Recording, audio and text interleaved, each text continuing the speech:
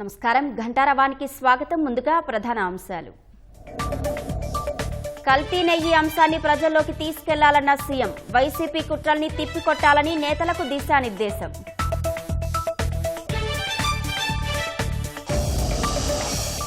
PPP పద్ధతిలో పిడుగురాళ్ల వైద్య కళాశాల అభివృద్ధికి కేబినెట్ నిర్ణయం. టిడ్కోకు 4,451 కోట్ల హడ్కో రుణానికి పచ్చజెండా. వెలిగొండ ప్రాజెక్టు పూర్తి కాకుండానే జాతికి అంకితం. ప్రకాశం జిల్లా ప్రజల్ని జగన్ మోసం చేశారని నిమ్మల ధ్వజం.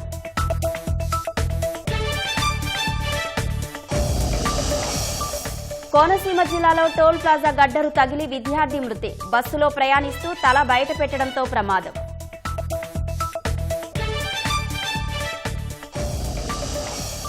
ఆపరేషన్ సింధూర్ మన సైన్యం సత్తా చాటిందన్న రాష్ట్రపతి. వికసిత భారత్ కోసం ఐక్యంగా నిలబడాలని ఎంపీలకు సూచన.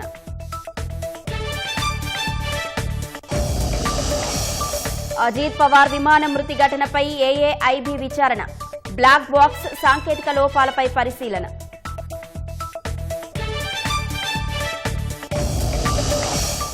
రికార్డు స్థాయిలో కిలో వెండి 3,81,000కు చేరువ. 1,70,000కు చేరిన 24 క్యారెట్ల 10 గ్రాముల బంగారం.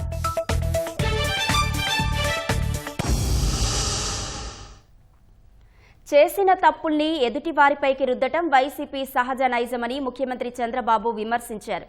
వైసీపీ నేర ప్రవృత్తి అలాగే ఉంటుందని వ్యాఖ్యానించారు. మంత్రులందరూ అప్రమత్తంగా ఉండాలని చెప్పారు. రాజశేఖర్ రెడ్డిపై అవిశ్వాసం పెట్టినప్పుడు సభలో వాస్తవాలు ఎలా బయటపెట్టింది చంద్రబాబు వివరించారు. వ్యక్తిగత విమర్శల కంటే సబ్జెక్టులోని వాస్తవాలు ప్రజల్లోకి తీసుకెళ్తేనే ఉపయోగం ఉంటుందని తెలిపారు. ఆ దిశగా నేతలు ప్రిపేర్ అయ్యేలా మంత్రులు బాధ్యత తీసుకోవాలని చంద్రబాబు మంత్రులకు దిశానిర్దేశం చేశారు. తిరుమల శ్రీవారి లడ్డూ కల్తీ నెయ్యి ఘటనలో సిట్ నివేదిక ఆధారంగా వాస్తవాలను ప్రజల్లోకి తీసుకెళ్లాలని స్పష్టం చేశారు.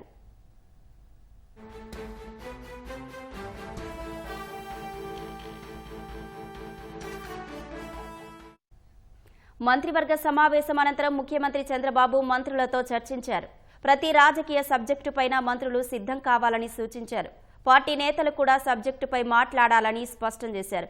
1985 నాటి నుంచి తాను ప్రతి సబ్జెక్టును ఎలా ప్రిపేర్ అయి మాట్లాడింది మంత్రులతో పంచుకున్నారు. ఈ సందర్భంగా టీటీడీ కల్తీ నెయ్యి వ్యవహారంలో వైసీపీ నేతలు అడ్డంగా దొరికారని మంత్రులు సీఎంతో అన్నారు. రసాయనాలతో తయారైన పదార్థాన్ని నెయ్యిగా చెబుతూ శ్రీవారి లడ్డూలో వాడటాన్ని మంత్రులు తప్పుపట్టారు. తప్పు చేసిన వైవి సుబ్బారెడ్డి తన పేరు తొలగించాలంటూ కోర్టును ఆశ్రయించిన అంశం ప్రస్తావించారు.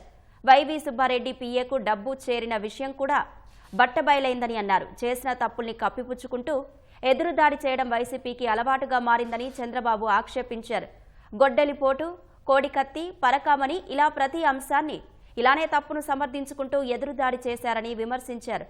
సిట్ నివేదిక ఆధారంగా వాస్తవాలు ప్రజలకు చెప్పాలని మంత్రులకు సీఎం దిశానిర్దేశం చేశారు.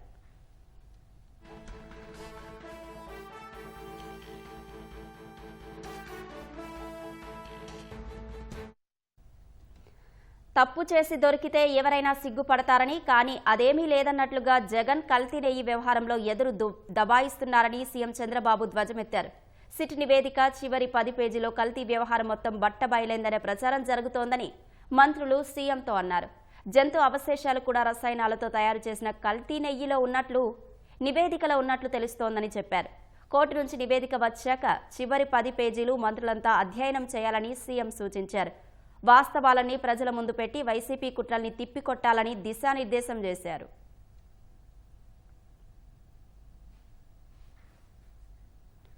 పల్నాడు జిల్లా పిడుగురాళ్ల వైద్య కళాశాలను పీపీపీ విధానంలో అభివృద్ధి చేసే ప్రతిపాదన సహా 35 కీలక నిర్ణయాలను మంత్రివర్గం ఆమోదించింది. ఈ మేరకు కేబినెట్ నిర్ణయాలను మంత్రి కొలుసు పార్థసారథి మీడియాకు వెల్లడించారు. అర్జున అవార్డు గ్రహీత జ్యోతికి విశాఖలో 500 గజాల స్థలం ఇచ్చేందుకు అంగీకారం తెలిపినట్లు మంత్రి తెలిపారు. అలాగే డిగ్రీ తర్వాత గ్రూప్ 1 ఉద్యోగం ఇచ్చే ప్రతిపాదనను ఆమోదించినట్లు వెల్లడించారు. తిరుపతి ఎస్వి వర్సిటీలోని 33 ఎకరాలను వ్యవసాయ మార్కెట్ కమిటీకి బదిలీ చేసేందుకు పచ్చజెండా ఊపినట్లు వివరించారు. ఏపీ టిడ్కోకు హడ్కో నుంచి 4,451 కోట్ల ప్రభుత్వ రుణ గ్యారంటీకి ఆమోదం తెలిపినట్లు మంత్రి పార్థసారథి వెల్లడించారు. 35 అంశాలకు సంబంధించి చర్చించి రాష్ట్ర అభివృద్ధి కోసం నిర్ణయాలు తీసుకోబడ్డాయని చెప్పేసి మనం చేస్తా ఉన్నాను. మొట్టమొదటిది చిత్తూరు జిల్లా Palamaner livestock research station కు చెందిన 33 ఎకరాలు పలమనేరు ఏఎంసీకి బదిలీ చేయడానికి శ్రీ వెంకటేశ్వర వెటర్నరీ యూనివర్సిటీకి ఆమోదం. పలమనేరులో మంచి సెంటర్లో 33 ఎకరాలు లైవ్ స్టాక్ కి భూమి ఉంటే అక్కడ పెద్ద యాక్టివిటీస్ జరగట్లేదని, ఆ ప్రాంతం మార్కెటింగ్ అవసరాలకి ఉపయోగపడుతుందని చెప్పేసి అక్కడ ప్రజలు భావించిన మేరకు మరి ఆ ల్యాండ్ ని ఏఎంసీ పలమనేరు ఏఎంసీకి ట్రాన్స్ఫర్ చేయడానికి ప్రపోజల్ వచ్చింది. దాన్ని ఆమోదించడం జరిగింది. ఎకరం 4,40,000 రూపాయల చొప్పున ఈ భూమి ఏఎంసీకి కేటాయించబడుతుంది. దీనికి గాను ప్రభుత్వానికి కమిటీ 1,45,20,000 చెల్లించాలని చెప్పేసి కేబినెట్ నిర్ణయం కూడా తీసుకుంది. పిడుగురాళ్ల ప్రభుత్వ వైద్య కళాశాల మరియు ఆసుపత్రిలో అదనంగా బెడ్లు పెంపు కొత్తగా 837 పోస్టుల శాంక్షన్ గురించి విడుదల చేసిన జీవోలకు కేబినెట్ అనుమతి. అదేవిధంగా హాస్పిటల్లో మెరుగైన సేవలు అందించడానికి కార్యకలాపాలను కూడా అవుట్ సోర్స్ చేయమని చెప్పేసి కూడా చెప్పడం జరిగింది. తిరుపతి, విశాఖపట్నం శిల్పారామాల్లో కన్వెన్షన్ సెంటర్లు, బొటిక్ హోటల్స్, స్పాల కోసం garden city reality private limited consortium కు ఇచ్చిన లెటర్ ఆఫ్ ఇంటెంట్ రద్దు చేయడానికి అనుమతి. మళ్ళీ రీటెండర్ పిలిచి ప్రస్తుత మార్కెట్ అవసరాలను దృష్టిలో పెట్టుకుని అక్కడ హోటల్స్ నిర్మాణం కానివ్వండి, కన్వెన్షన్ సెంటర్స్ కానివ్వండి, అదేవిధంగా హస్తకళల అభివృద్ధి కానివ్వండి, వీటన్నిటిని దృష్టిలో పెట్టుకుని కొత్త వాళ్ళకు కూడా అవకాశం ఇచ్చే విధంగా మళ్ళీ ఆర్ఎఫ్పి పిలవడం జరుగుతుందని చెప్పేసి ఎక్స్ప్రెషన్ ఆఫ్ ఇంట్రెస్ట్ పిలుచడం జరుగుతుందని చెప్పేసి కూడా నేను తెలియజేస్తాను. అంతర్జాతీయ అథ్లెట్ అర్జున అవార్డు గ్రహీత కుమారి ఎర్రాజు జ్యోతికి విశాఖలో 500 గజాల నివాస స్థలం మరియు రాష్ట్ర ప్రభుత్వం గ్రూప్ 1 పోస్టు. ఈ పాప చాలా టాలెంట్ కలిగిన పాప. రాబోయే ఒలింపిక్స్ లో మన భారతదేశం తరపున మెడల్ సాధించగలిగిన సత్తా ఉన్న పాప. చాలా పేదరికం నుంచి వచ్చి అనేక ఇబ్బందులు పడుతూ కూడా భారతదేశ గౌరవాన్ని కాపాడుతుందని చెప్పేసి కూడా తెలియజేస్తాను. రాష్ట్రంలో జరుగుతున్న రైల్వే ప్రాజెక్టులపై ముఖ్యమంత్రి చంద్రబాబు సమీక్ష నిర్వహించారు. దక్షిణ మధ్య రైల్వే, తూర్పు కోస్తా, దక్షిణ కోస్తా రైల్వే డివిజన్ల జనరల్ మేనేజర్లు, ఉన్నతాధికారులు ఈ సమీక్షా సమావేశంలో పాల్గొన్నారు. రాష్ట్రంలోని వివిధ పోర్టుల నుంచి రైల్ కనెక్టివిటీపై చర్చించారు. రాయలసీమ నుంచి కోస్తాంధ్రలోని వివిధ ప్రాంతాలకు కనెక్టివిటీపై సమీక్షించారు. విశాఖ, విజయవాడ, గుంతకల్, గుంటూరు, రేణిగుంట రైల్వే జంక్షన్లలో రద్దీ తగ్గించే అంశంపైన అధికారులతో చర్చించారు. విజయవాడ బైపాస్, భద్రాచలం రోడ్, కొవ్వూరు సహా రాష్ట్రంలో వివిధ కొత్త రైల్వే మార్గాలకు సంబంధించిన ప్రతిపాదనలపైన సమీక్ష జరిపారు. హైదరాబాద్ చెన్నై, చెన్నై బెంగళూరు, హైదరాబాద్ బెంగళూరు లైన్లను హైస్పీడ్ రైల్వే కారిడార్లుగా అభివృద్ధి చేసేలా ప్రణాళికలు రూపొందించాలని సూచించారు. అథ్లెట్ అర్జున అవార్డు గ్రహీత ఎర్రాజీ జ్యోతికి ప్రోత్సాహకాలు అందించేందుకు కేబినెట్ ఆమోదం తెలపడంపై మంత్రి మండిపల్లి రాంప్రసాద్ రెడ్డి హర్షం వ్యక్తం చేశారు. విశాఖలో 500 చదరపు గజాల నివాస స్థలం కేటాయింపు, గ్రూప్ 1 పోస్టు నియామకానికి గ్రీన్ సిగ్నల్ ఇవ్వడంతో క్రీడాకారులకు ప్రభుత్వం అండగా ఉంటుందని మరోసారి రుజువైందని మండిపల్లి అన్నారు. సీఎం చంద్రబాబు నాయకత్వంలో క్రీడాకారుల భవిష్యత్తు మరింత ఉన్నతంగా ఉంటుందన్నారు. జ్యోతికి ప్రోత్సాహకాలు ఇచ్చేందుకు మంత్రి లోకేష్ ప్రత్యేక చొరవ చూపారంటూ ధన్యవాదాలు తెలిపారు. యువ క్రీడాకారుల భవిష్యత్తుకు ప్రభుత్వం అండగా నిలుస్తుందని మంత్రి మండిపల్లి హామీ ఇచ్చారు. వెలిగొండ ప్రాజెక్టుపై వైసీపీ చేస్తున్న దుష్ప్రచారాన్ని మంత్రి నిమ్మల రామానాయుడు తిప్పికొట్టారు. వెలిగొండ ప్రాజెక్టులో ఇప్పటికీ జరుగుతున్న పనులపై పవర్ పాయింట్ ప్రజెంటేషన్ ద్వారా వెల్లడించారు. వెలిగొండ పూర్తి కాకుండానే జాతికి అంకితం చేసి ప్రజలను మోసం చేశారని సాక్ష్యాలతో సహా కౌంటర్ ఇచ్చారు. వేల కోట్ల రూపాయల పనులు పెండింగ్లో ఉన్నాయని, వాటిని కూటమి ప్రభుత్వం పూర్తి చేస్తోందని వీడియోలతో మంత్రి వివరించారు. క్రెడిట్ కోల్పోయిన జగన్ క్రెడిట్ చోరీ గురించి మాట్లాడుతున్నారంటూ విరుచుకుపడ్డారు. వెలిగొండ సహా ఇరిగేషన్ ప్రాజెక్టులపై దమ్ముంటే అసెంబ్లీకి రావాలని జగన్ కు నిమ్మల సవాల్ విసిరారు. పూర్తి అవ్వాలి. ఈ టన్నెల్స్ పూర్తయిన తర్వాత మళ్ళీ ఇక్కడ 21 కిలోమీటర్ ఫీడర్ కెనాల్, ఈ 21 కిలోమీటర్ ఫీడర్ కెనాల్ పూర్తవుతూనే నల్లమల సాగర్ వాటర్ వస్తుంది. నల్లమల సాగర్ లోకి వాటర్ రావాలి అని అంటే ఇక్కడ ముందు మళ్ళీ రెగ్యులేటర్స్ దీన్ని అవి కంప్లీట్ చేయాలి. నెక్స్ట్ ఈ నల్లమల సాగర్ లో మళ్ళీ గ్రామాలు ఉన్నాయి, ముంపు గ్రామాలు దగ్గర 900 కోట్ల రూపాయలు R&R ఇచ్చి అవి ఖాళీ చేయాలి. కాలనీలు మళ్ళీ నిర్మాణం చేయాలి. ఇవన్నీ పూర్తవుతే వెలుగొండ ప్రాజెక్టు పూర్తయినట్టుగా మనందరం కూడా భావించాలి. కానీ దురదృష్టం ఎన్నికల ముందు దీన్ని పూర్తి అయిపోయిందని చెప్పి జాతికి అంకితం అంటే రెగ్యులేటర్ పనులు అనేది పూర్తి కావాలి. మొన్న సమ్మర్లో 2200 క్యూబిక్ మీటర్లు వేసాం. మళ్ళీ ఈరోజు మార్చి టు మళ్ళీ మే నెల లోపల మిగిలిన 2100 బ్యాలెన్స్ పనులు ఈ రోజు మేము పూర్తి చేస్తున్నాం హెడ్ రెగ్యులేటర్ 4300 క్యూబిక్ మీటర్లు. ఇది కదా పూర్తి చేస్తే వెలుగొండ హెడ్ రెగ్యులేటర్ పనులు పూర్తయినట్టు. అంబేద్కర్ కోనసీమ జిల్లా ముమ్మిడివరం మండలం అన్నంపల్లి టోల్ ప్లాజా వద్ద జరిగిన ప్రమాదంలో విద్యార్థి మృతి చెందాడు. అన్నంపల్లి పంచాయతీ లక్ష్మీదేవిలంక గ్రామానికి చెందిన విద్యార్థి సోంపల్లి వెంకట రవీంద్ర అమలాపురం నారాయణ కాలేజీలో ఇంటర్ మొదటి సంవత్సరం చదువుతున్నాడు. కళాశాలకు వెళ్లేందుకు రోజులాగే పల్లె వెలుగు బస్సు ఎక్కాడు. తోటి విద్యార్థులతో కలిసి వెనుక కూర్చున్న వెంకట రవీంద్ర తల బయటకు పెట్టడంతో గడ్డరు తగిలి మరణించాడు. ఊహించని పరిణామంతో తోటి విద్యార్థులంతా షాక్కు గురయ్యారు. ప్రమాద దృశ్యాలు సీసీటీవీ కెమెరాలో రికార్డయ్యాయి.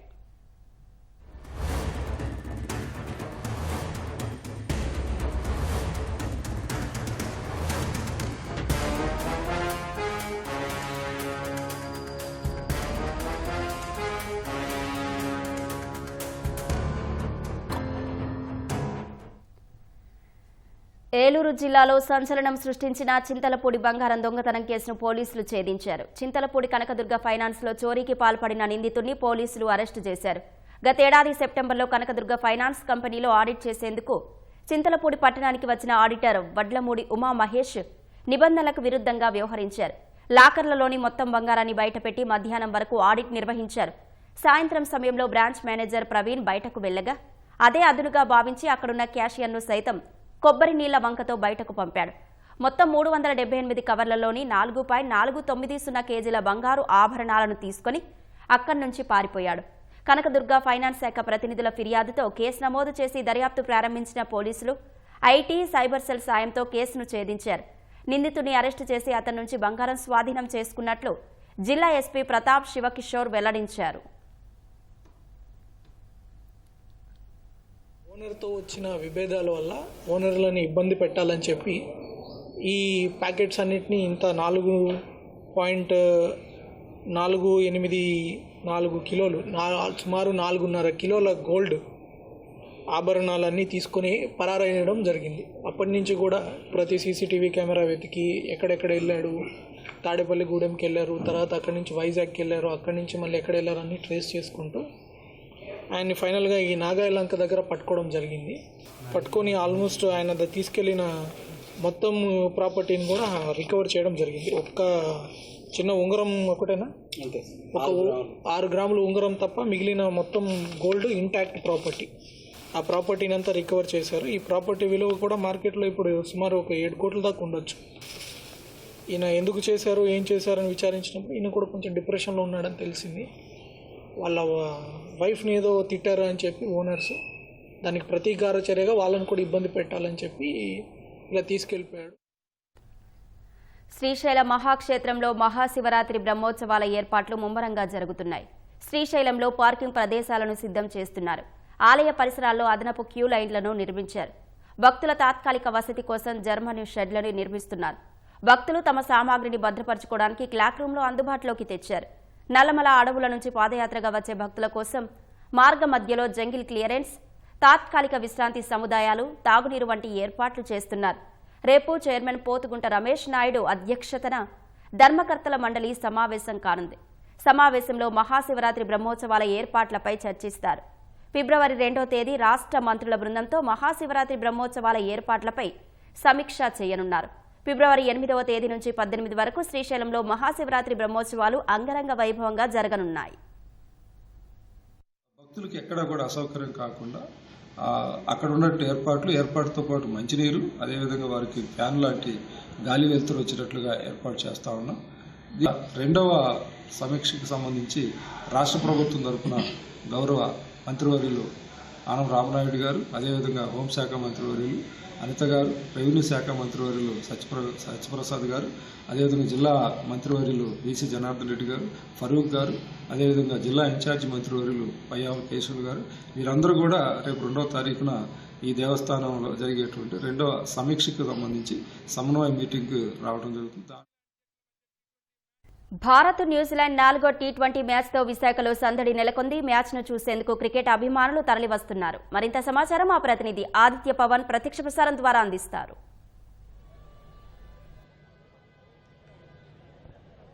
అశ్విని, ప్రస్తుతం విశాఖపట్నంలోని ఏసీఏ వీడీసీఏ స్టేడియం దగ్గర మనం ఉన్నాం. మరికొద్ది సేపట్లో టీమిండియా మరియు న్యూజిలాండ్ జట్ల మధ్య 4వ టీ20 మ్యాచ్కి సిద్ధమవుతుంది. కొద్దిసేపట్లోనే టాస్ అవుతుంది. టాస్ అయిన తర్వాత 7:30 మ్యాచ్ ప్రారంభమవుతుంది. ఇప్పటికే 3 మ్యాచ్ల్ని విజయం సాధించి సిరీస్ని కైవసం చేసుకుంది టీమిండియా. అందులోనూ టాప్ ఆర్డర్ చాలా బాగుందని చెప్పుకోవచ్చు. అభిషేక్ శర్మ, అలాగే సంజు శాంసన్, మరోవైపు సూర్యకుమార్ యాదవ్, ఇషాన్ కిషన్, నలుగురు టాప్ ఆర్డర్ చాలా బాగుంది. బ్యాటింగ్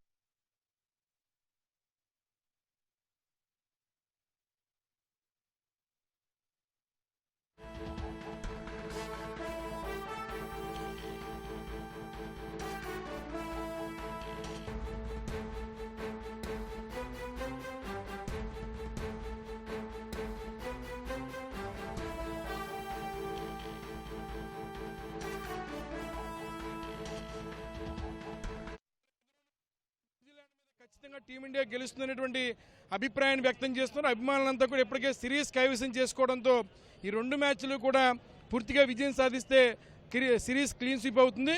వచ్చే నెలలో టీ20 వరల్డ్ కప్ ఉంది. టీ20 వరల్డ్ కప్కి టీమిండియా ఒక అద్భుతమైనటువంటి పర్ఫార్మెన్స్తో ముందుకెళ్తుందనేటువంటి అభిప్రాయం వ్యక్తం చేస్తూ ప్రస్తుతం మనతో విశ్లేషకులు ఉన్నారు, వారితో మాట్లాడదాం.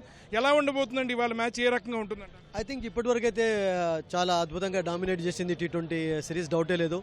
మీరు చెప్పినట్టుగా అన్ని రంగాల్లో డామినేట్ చేస్తున్నారు, ఆల్ డిపార్ట్మెంట్స్లో, బౌలింగ్లో, బ్యాటింగ్లో. బట్ ఒక వర్రీ ఏంటంటే ఐ థింక్ సంజు శాంసన్ యొక్క ఫామ్ కొంచెం వర్రీగా కనబడుతుంది. But otherwise everybody has batted well, bowled well, chipping in అంటాం కదా, బౌలింగ్లో బ్యాటింగ్లో చక్కగా రాణిస్తున్నారు. అదొకటే వర్రీగా కనబడుతుంది. అండ్ నేను అనుకుంటాను ఈరోజు కపుల్ ఆఫ్ ఎక్స్పెరిమెంట్స్ కూడా ఉండవచ్చు. ఎందుకంటే హార్దిక్ పాండ్యాకు రెస్ట్ అనేది కూడా కొంచెం అవసరం, వరల్డ్ కప్ చాలా దగ్గరలో ఉంది కనుక. బట్ ఈ 2 మ్యాచెస్లో అదే డామినెన్స్ కనబచ్చినట్లయితే కాన్ఫిడెన్స్ అనేది పెరుగుతుంది. న్యూజిలాండ్ ఆఫ్ కోర్స్ లాస్ట్ 2 మ్యాచెస్లో కూడా తక్కువ అంచనా వేయకూడదు. దే ఆర్ ఆఫ్ కోర్స్ కొంచెం స్ట్రగుల్ అవుతున్నారండి. ఎందుకంటే మీరు వన్డే పర్ఫార్మెన్స్కు టీ20 పర్ఫార్మెన్స్కు చాలా తేడా కనబడింది. ఐ థింక్ రాయ్పూర్లో స్ట్రగుల్ అయినారు, తర్వాత నాగ్పూర్లో స్ట్రగుల్ అయినారు, అండ్ గువాహటిలో స్ట్రగుల్ అయినారు. బట్ విశాఖపట్నం మీరు చెప్పినట్టుగా ఇండియాకు సెంటిమెంట్గా అద్భుతమైనటువంటి గ్రౌండే. 2004 నుండి కూడా మంచి మంచి పర్ఫార్మెన్సెస్ చూస్తూ వచ్చాం. మీరు చెప్పినట్టుగా అందరూ కూడా చక్కగా రాణిస్తూ ఉంటారు. అండ్ ముఖ్యంగా సూర్యకుమార్ యాదవ్ స్వయంగా ఫామ్లో రావడం అనేది ఈ సిరీస్లో ఒక ప్లస్ పాయింట్గా చెప్పుకోవాలి మనం. ఎందుకంటే captain is leading by example, 2 half centuries సాధించాడు. అభిషేక్ శర్మ విషయంలో ఎంత తక్కువ మాట్లాడితే అంత మంచిది. ఓన్లీ సంజు శాంసన్ ఫామే వర్రీగా కనబడింది. But otherwise everybody has played well. వచ్చే నెల ఫిబ్రవరిలో టీ20 వరల్డ్ కప్ ఉంది. వరల్డ్ కప్ ముందు ఇది ఒక బూస్టప్ ఇచ్చేటువంటి సిరీస్గా మనం భావించుకోవచ్చా? ఎందుకంటే టీమిండియా యువ ఆటగాళ్ళందరూ కూడా ఫామ్లో ఉన్నారు, అన్ని విధాలా బాగుందని చెప్పుకోవచ్చు. No doubt. ఇక తిలక్ వర్మ వచ్చిన తర్వాత మరింత స్ట్రెంథెన్ అవుతుంది. తిలక్ వర్మ ఇప్పుడు రిహాబిలిటేషన్లో కూడా మంచి ఫిట్గానే కనబడుతున్నాడు. అండ్ అతడు వచ్చిన తర్వాత మరింత నిండుగా అంటాం కదా, అట్లా తయారవుతుంది. అండ్ వాషింగ్టన్ సుందర్ కూడా రావచ్చు, ఎందుకంటే అతడు కూడా ఇంజరీ కారణంగా దూరం అయిపోయినాడు. But otherwise everybody has played well. ముఖ్యంగా ఈషాన్ కిషన్ తనకు ఇచ్చినటువంటి అవకాశాన్ని అద్భుతంగా ఉపయోగించుకున్నాడు ఈ పర్టికులర్ సిరీస్లో. అండ్ నిజంగా చెప్పాలంటే సూర్యకుమార్ యొక్క ఫామ్ అనేది కొంచెం వరీగా కనబడింది. అండ్ అతడు ఫామ్లోకి రావడం అనేది చాలా సోనేపే సుహాగా అంటాం కదా, అలా అయిపోయింది ఇండియన్ టీంకు. అండ్ అభిషేక్ శర్మ చక్కగా రాణిస్తున్నారు. హార్దిక్ పాండ్యా, బుమ్రాకు రెస్ట్ ఇస్తున్నారు, ఆడిస్తున్నారు. హర్షిత్ రానాను అలాగే ఆడించారు. అక్షర్ పటేల్ను కూడా దూరం ఉంచారు కొంచెం ఇంజరీ కారణంగా. I think everybody has played well అండి. అంటే టీమిండియా ఇప్పుడు world cup they gearing up well, డౌటే లేదు అందులో. But world cup is totally different atmosphere ఉంటుంది. పాకిస్తాన్ ఒకటే లీగ్లో కొంచెం టఫ్ మ్యాచ్, మిగతా మ్యాచెస్ అంత ఈజీగా అంత కష్టం కాకపోవచ్చు.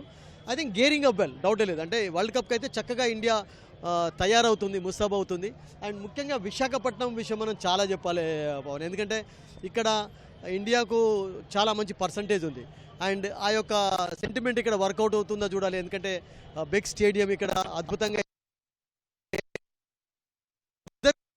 ఉంది. హ్యూమిడిటీ తోటి డ్యూ ఫ్యాక్టర్ ఉండకపోవచ్చింది. ఎందుకంటే ఇప్పుడు నిన్నటి రిపోర్ట్ ప్రకారం అయితే ఐ థింక్ ప్లేయర్స్ ప్రాక్టీస్ చేసినప్పుడు కూడా క్యాప్టెన్స్ కూడా అన్నారు ఇక్కడ డ్యూ ప్రభావం ఉండకపోవచ్చు అని చెప్పి. టాస్ అనేది ఐ థింక్ ఎంత టార్గెట్ దాకా ఉండొచ్చు. ఐ థింక్ ఇక్కడ ఈ పర్టికులర్ స్టేడియంలో టీ20లో 80+ స్కోర్ కూడా ఆల్అౌట్ చేయడం శ్రీలంకని చూసాం. 200+ కూడా స్కోర్ చేశారు ఆస్ట్రేలియా తోటి.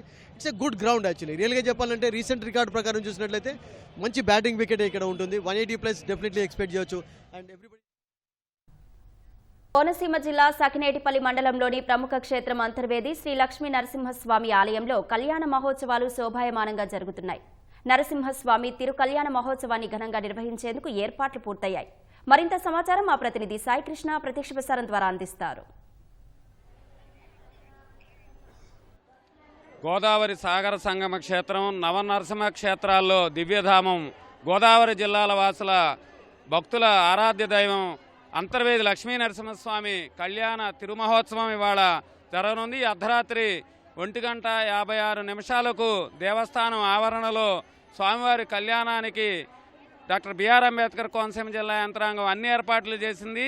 ఈ నెల 25 నుంచి కళ్యాణ మహోత్సవాలు అంతర్వేదిలో వైభవంగా కొనసాగుతున్నాయి. ఈ నెల వచ్చే నెల 2వ తేదీ వరకు కూడా ఈ మహోత్సవాలు జరగనున్నాయి. ఇవాళ కీలక ఘట్టం ఆవిష్కృతం అవుతోంది. స్వామివారి కళ్యాణం చాలా అనాదిగా సంప్రదాయబద్ధంగా ఇక్కడ నిర్వహిస్తున్నారు. విశేష సంఖ్యలో గోదావరి జిల్లాల వాసులతో పాటు వివిధ ప్రాంతాల నుంచి భక్తులు తరలివస్తున్నారు. వారందరికీ కూడా దేవస్థానం జిల్లా యంత్రాంగం అన్ని ఏర్పాట్లు చేసింది. దీనికి సంబంధించి అమలాపురం ఆర్డీఓ మాధవి ఉన్నారు. చెప్పండి మేడం, ఇవాళ ఉత్సవాల ప్రత్యేకత ఏంటి, ఏమేమి ఏర్పాట్లు చేశారు భక్తులకి?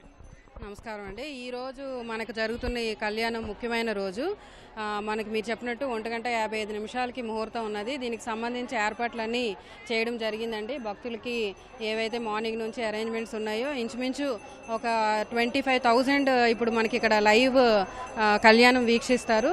అది కాకుండా మనకి లైవ్ ఫీడ్ కూడా ఎప్పటికప్పుడు ఇక్కడ నుంచి ఇవ్వడం జరుగుతున్నది. అండ్ కళ్యాణం మనకి మొత్తం కంప్లీట్ అయ్యేసరికి అర్లీ అవర్స్ మార్నింగ్ 3 అవుతుందండి. సో ఇప్పటికి ఇక్కడికి వచ్చిన భక్తులకైతే మొత్తం అన్ని ఏర్పాట్లు చేయడం జరిగింది. వాళ్ళకి అంటే అడిషనల్గా డైరెక్ట్ వ్యూ ఉండని వాళ్ళకి అడిషనల్గా స్క్రీన్స్ కూడా ఒక 16 స్క్రీన్స్ వరకు అరేంజ్ చేయడం జరిగింది. ప్రాపర్ సౌండ్ సిస్టమ్ అన్నీ కూడా వెరిఫై చేసుకున్నాము. అండ్ ఎవరైతే ఎంట్రీ ఎగ్జిట్ ఉన్నదో అన్నీ కూడా ఎటువంటి వాళ్ళకి ఇబ్బంది లేకుండా వాళ్ళకి కావాల్సిన డ్రింకింగ్ వాటర్ కానీ అండ్ అదర్ మొబైల్ టాయిలెట్స్ కానీ వాళ్ళు కూర్చోవడానికి ప్రాపర్ అరేంజ్మెంట్స్ అన్నీ కూడా చేయడం జరిగిందండి. Thank you. ఇక్కడ అన్ని ప్రభుత్వ శాఖలు సమన్వయంతో ఏర్పాట్లు చేశారు. పోలీసులు భారీ ఎత్తున బందోబస్తు ఏర్పాటు చేశారు.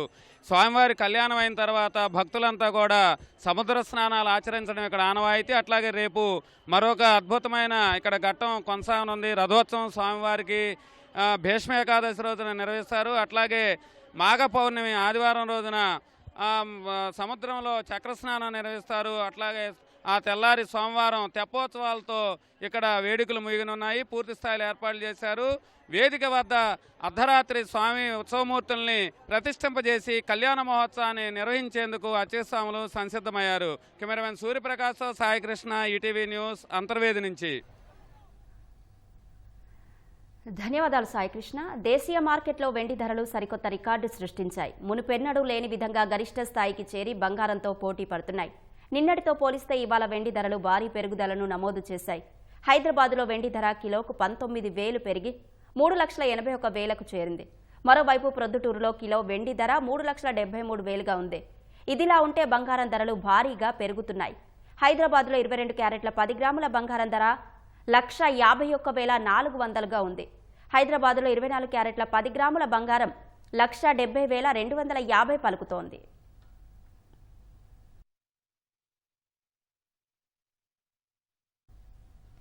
బారామతి విమాన ప్రమాద ఘటనపై aircraft accidental investigation bureau AAIB విచారణ చేపట్టింది. బారామతి ఎయిర్పోర్టు సమీపంలో విమాన ప్రమాద స్థలాన్ని ఏఏఐబీ డైరెక్టర్ జనరల్తో పాటు ఉన్నతాధికారులు పరిశీలించారు. విమాన శకలాలతో పాటు ఇతర సాంకేతిక ఆధారాల్ని సేకరించారు.